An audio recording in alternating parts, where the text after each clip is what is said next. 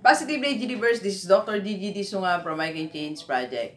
Magandang umaga sa lahat ng mga Universe natin. And sa first time po tayo mapanood sa YouTube channel, thank you very much. Please subscribe, click mo na po yan, Doc Gigi Sunga.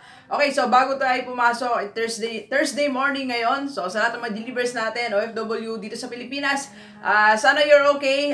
Mahal ko po kayo from my heart. And thank you very much for watching my videos na wala kayong pinapalampas. At pag na-delay ako ng ilang minuto ng upload marami nang nagte-text, Doc, wala ba? So maraming salamat sa inyo. Sa lahat ng mga nag-PPM, thank you very much.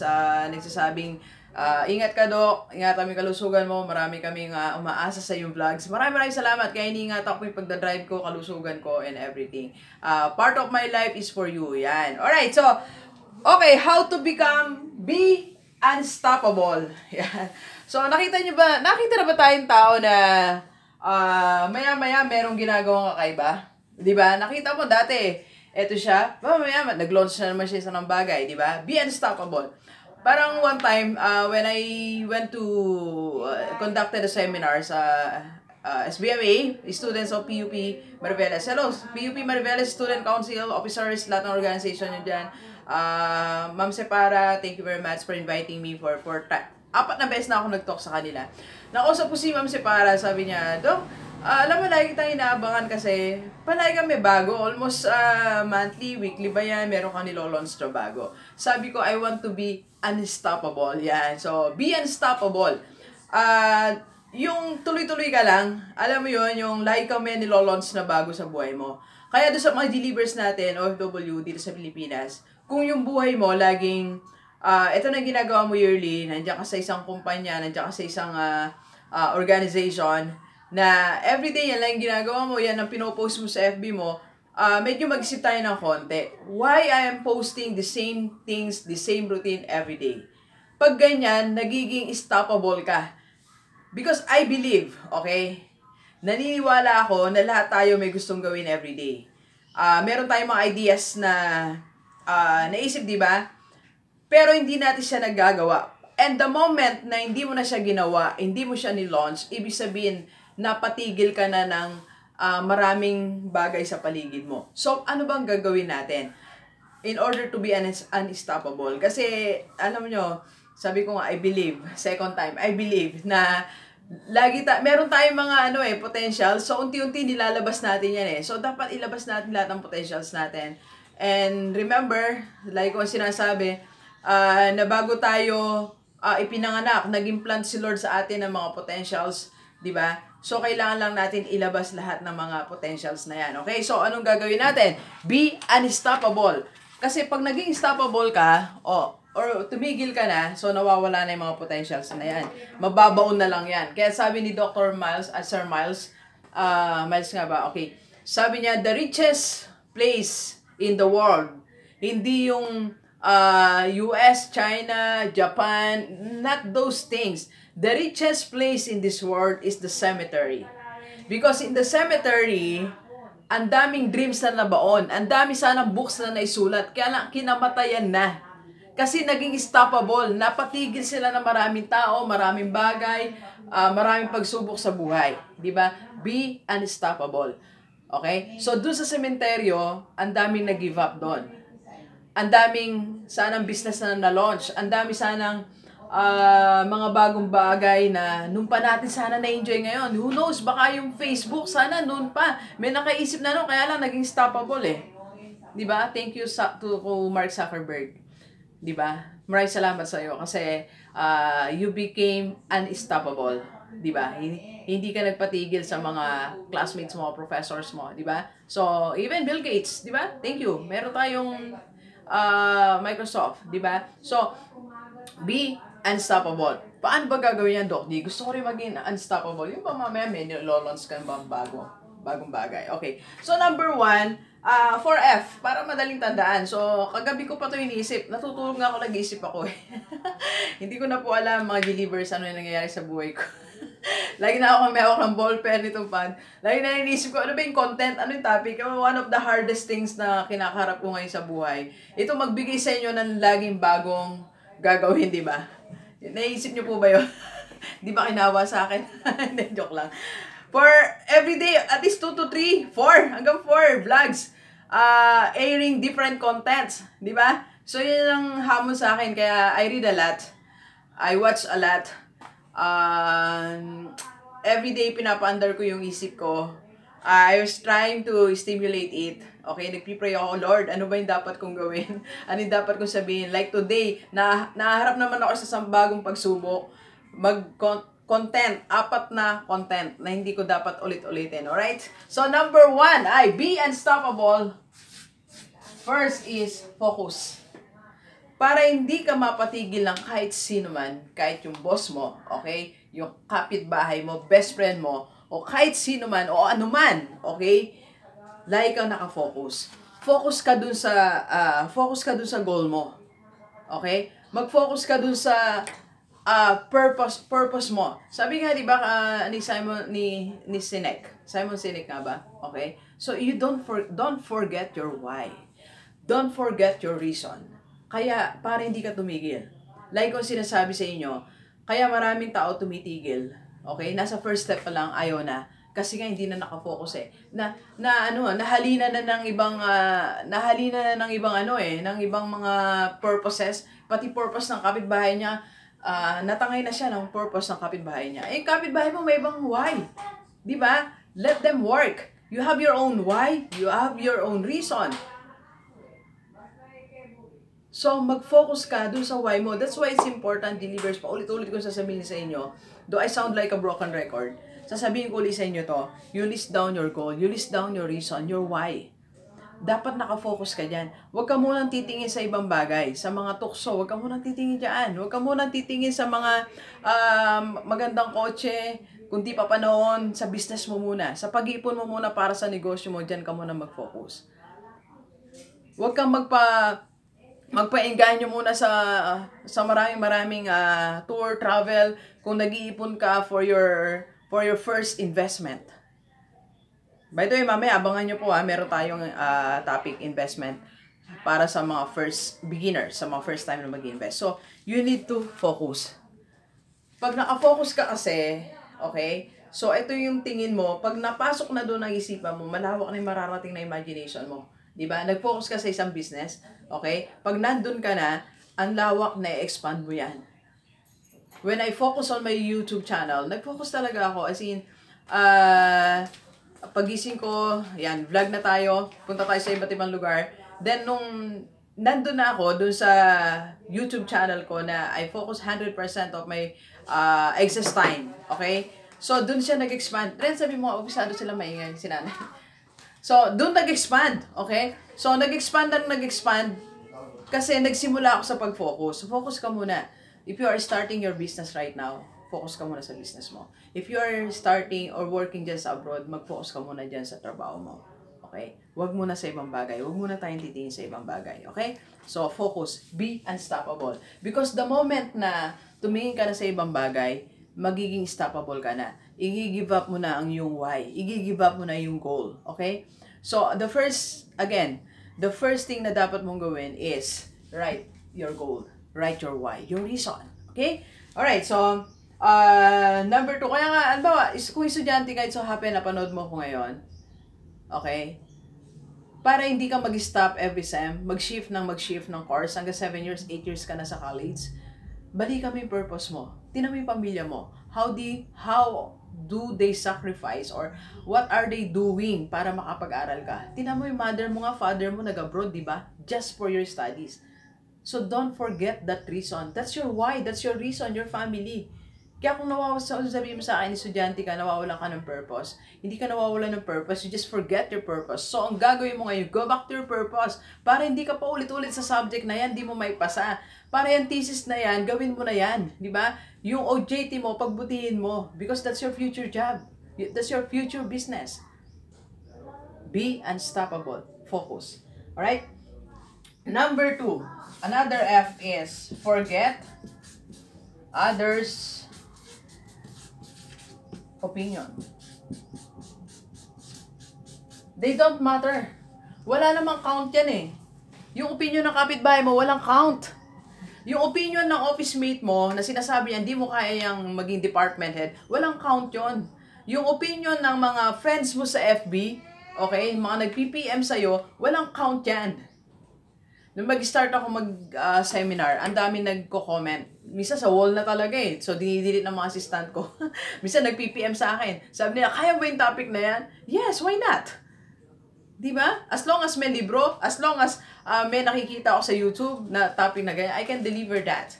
So, Irene, don't forget. Forget others' opinion. Be unstoppable. Because the moment na nakinig ka dyan sa office mate mo, Irene, okay, ibig sabihin, nagiging stoppable ka na. Forget others' opinions. Wala silang bearing. Nung nag-start ako maging speaker, ulitin ko ulit example ko, ang dami nagsasabi sa akin, hindi, I cannot make it. Why I can't make it? Because unang-una, height. So, sabi nila, dapat at least 5'2" ang speaker. So, I'm only 4'11", kaya ako 5, ni-round off ko lang. so, maliit, hindi naman tayo masyadong maganda, hindi tayo masyadong maputi. So, ang dami requirements. So, yan tayo yung mga requirements nila para ka maging effective speaker. Di ba? So, kailangan matangkad ka, maputi ka, maganda ka. So, galing ka sa bibigating company, galing ka sa Manila. So, doon ka lang nila invite. But I proved them wrong. I did not listen to others' opinion. Kaya tayo nag-rockstar eh. Di ba? So, be unstoppable. Kung nakinig ako, dun lang sa message na yon, okay? May nag-message talaga eh. Sino ba yun? Secret.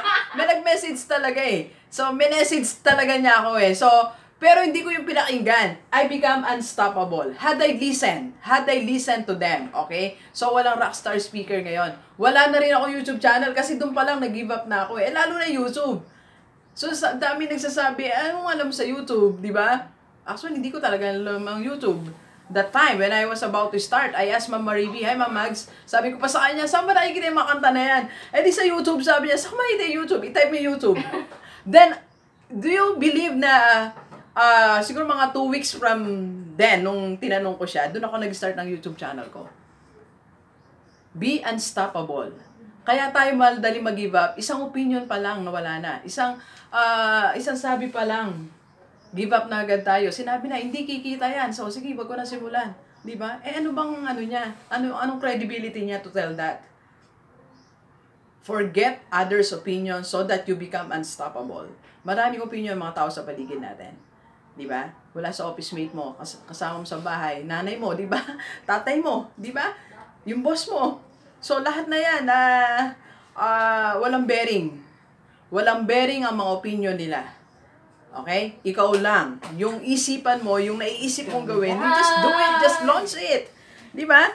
Alam nyo, yung mga, what I'm doing right now are sometimes weird. Hindi siya common eh. Kaya marami nagko-comment when I launch these things. But I did not listen. Again and again, I did not listen to them. Alright? So, that's second P. Ayan. Forget others' opinion so that you become unstoppable. And number 3, alright. Nasaan na ba tayo? Number 3 is find. Naintindihan nyo na po ba yung sulat ko? Find solution. Alam mo rin, nag-practice pa kami Ma'am Jen Mendoza. Hi, Ma'am Jen. Hi, Ma'am Jen. Nag-practice pa talaga yung pagsulat. Pasensya na po ha. So, find solution. Be unstoppable. Di ba pag meron tayong gustong gawin na tayong problema, wala kang pera. Di ba gusto mong magkaroon ng t-shirt printing, wala kang pera. Di ba? Find solution. Di ba? Ngayon lang kaka-vlog ko lang nung video mo nga ako. Kaka-vlog ko lang nung isang Video talaga. Video tsaka picture. Okay, kaka-vlog ko lang ngayon ina-upload ko siya ngayon. Na-publish ko na. Isang solution sa pag ang problema mo puhunan, okay? So you just launch it. O kaya gumawa ka ng paraan na para hindi ka mahinto. Ganito kasi po yan eh. Pag meron kang, kasalukuyang nag-iisip, sobrang enthusiastic ka to do that, inspired ka to do, then nakita mo may isang problema, then you stop, nawawala ang momentum. Yun yun. Kaya, para hindi mawala yung momentum, yung mga inspiration mo sa isipan mo, creativity juices na kasalukuyan lumalabas, okay? So, you find solution. Ano ba yung problema, di ba? Hindi ko alam, Doc, paano magsimula. Tawagan mo ako, 0939-525-4311 to coach you, di ba? To inspire you. 2 days ago, may na-receive ako message, sabi niya, Doc, bigyan mo naman ako ng, inspiration. Hindi nga siya nangingi ng tips on ang kailangan niya, inspiration. So, sige, sabi ko, bibigyan kita ng inspiration. Sana ma-inspire kita. Alright? So, you find solution. Find solution. Ano yung problema? Bakit ka naiinto? Solution lang katapat niyan. So, sa lahat ng mga problema, may solution. Doc G, walang solution. May solution, kapatid. Ang daming tao sa paligid mo, isa dyan, solution. Di ba? Sa lahat ng kausap natin, isa dyan, solution. Ako naniniwala ako na yung mga taong dumarating sa buhay natin, hindi lang sila basta dumating nang walang purpose sa buhay mo. Amen. Kaya dumarating ang tao sa buhay mo, meron siyang dalang solusyon. May problema ka, di ba? Ayan ang tao kaharap mo, isa siyang solusyon. Gawin mo siyang solusyon. May pera siya, meron kang business idea, siya ang solusyon.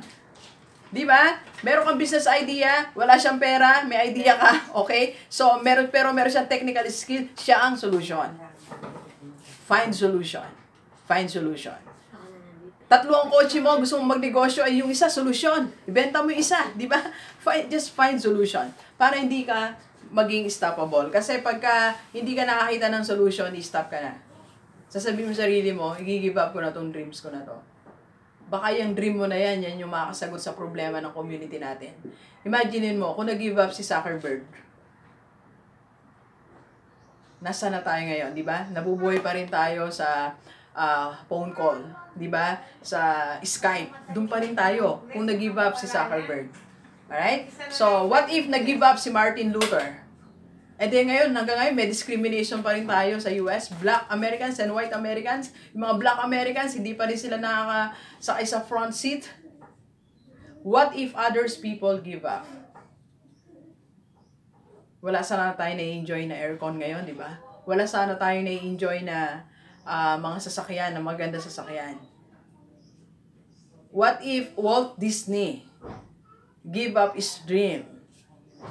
Wala sana tayong pupuntahan Disneyland.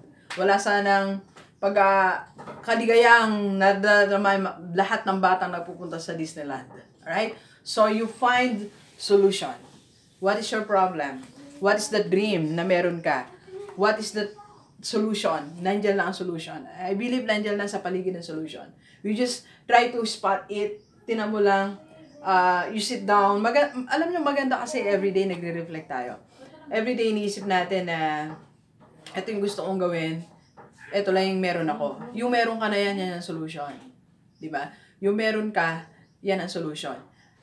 Nagbablog ako, kailangan may maganda raw akong camera, mga ilaw. At that time, ang meron lang ako, cellphone. So, yung cellphone ko, solution. Nag-vlog ako sa cellphone ko.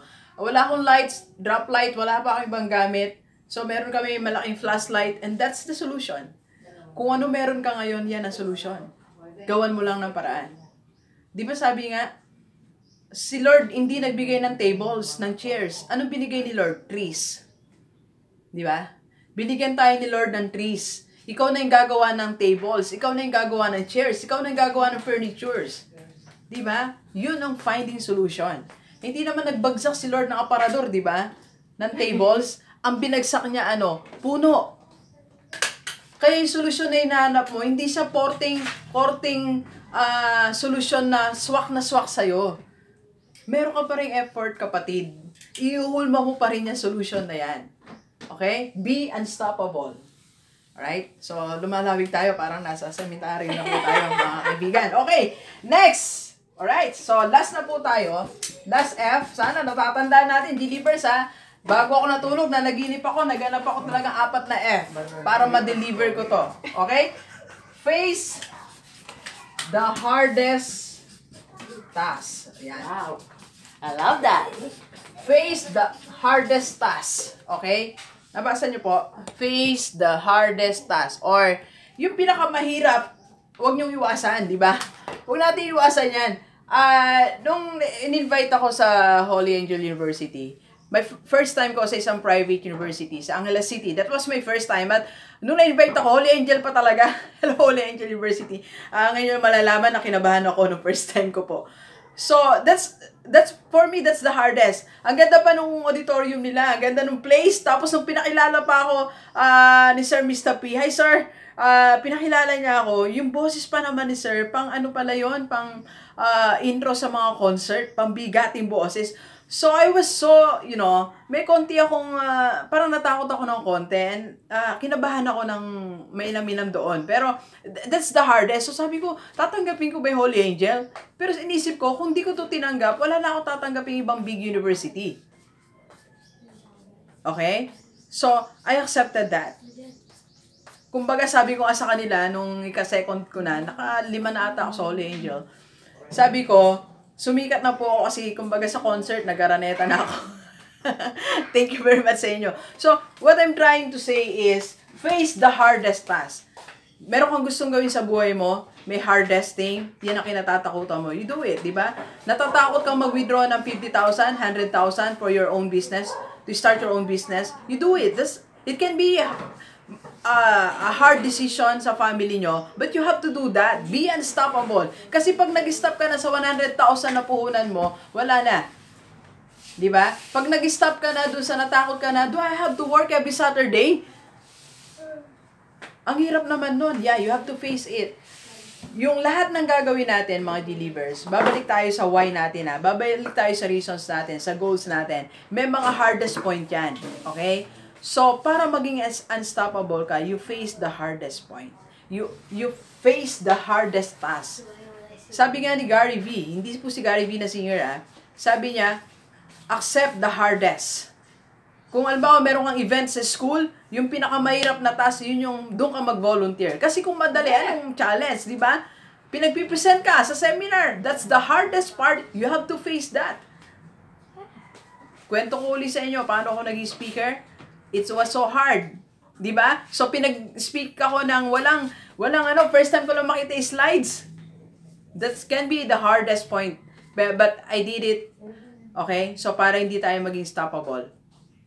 Alright, so, believers, hindi ko alam kung what are you facing right now. Okay? So, baka gusto mo na mag-give up. Nasa ibang bansa ka, OFW. O dito ka sa Pilipinas. It can be the hardest point in your life. It may not be an easy road for you, but be unstoppable. So, maring yung business mo nasa testing time, yung investment mo, tinetest din kung you're going to do it, pursue it or not, or sa yung dream, magpapapromote ka pa ba, gusto pa bang maging department head or not. So, advice ko, be unstoppable. Because if you stop right now, wala ka na ma-attain, yan na lang yan. Okay? Do not stop. Just focus. Alright? Focus. Remember your why, your reason. You write them down. Okay? Forget others' opinion. They don't matter. They don't matter. Alright? Opinion lang nila yun eh. Di ba? And third, find solution. Lahat ng tao sa paligid mo, solution yan. I-convert mo lang sa solution. What you have right now are solutions. I-convert mo lang. Ulitin ko ulit. Remember, God did not give us furnitures. He gave us tree para gawin mong furniture. Alright? And, 4, face the hardest task of your life. Of that dream. Yung dream mo, may pinakamabigat na task. Okay? You just have to do that. Alright? So, okay. So, bago tayo maging malungkot. Di naman malungkot, kaya lang kasi very serious ang topic natin. Be unstoppable. Alright? So, announcement natin, Feb 23, nasa Malolos, Bulacan ako. Sa lahat ng mga gustong magpa-coach dyan. Okay, magpa-vlog ng business. Available po ako ng hapon. Okay? So, meron ako available at least 2 slots. And Feb 24, nasa Robinsons, Pampanga tayo. May co-coach tayo magkapatid, anak ng isang OFW. So, sa lahat ng mga OFW na gustong i-coach ang inyong mga anak, so, i-set nyo lang kami ng appointment. Ayan, pupuntahan ko po sila. Mga estudyante po yun, tsaka yung sa ata working na. And, sa 25, holiday, pero nasa SM Cabanatuan tayo. May padating tayong sa OFW para ma-meet natin. Excite na ako ma-meet si Sir. Hi, Sir. So, ingat po So, see you. Sa, magko-coffee tayo, matagal, magkukwentuhan tayo. So, may available pa akong 2 slots doon. SM Cabanatuan, Nueva Ecija. Okay? So, if you want me to visit your place, i-vlog ang business nyo, i-advertise, tawagan mo lang ako sa aking FB page, FB account, Gigi Sunga, and FB page, Dr. Gigi Sunga. Tingnan nyo na lang po yung may latest na, kasi may mga hindi na ako matanggal na account. So, dun sa mga may latest na, na upload. So, everyday naman nag-upload ako to inspire you. Okay? Alright, so thank you very much, Believers. Enjoy the rest of the day. And, let's go, let's go!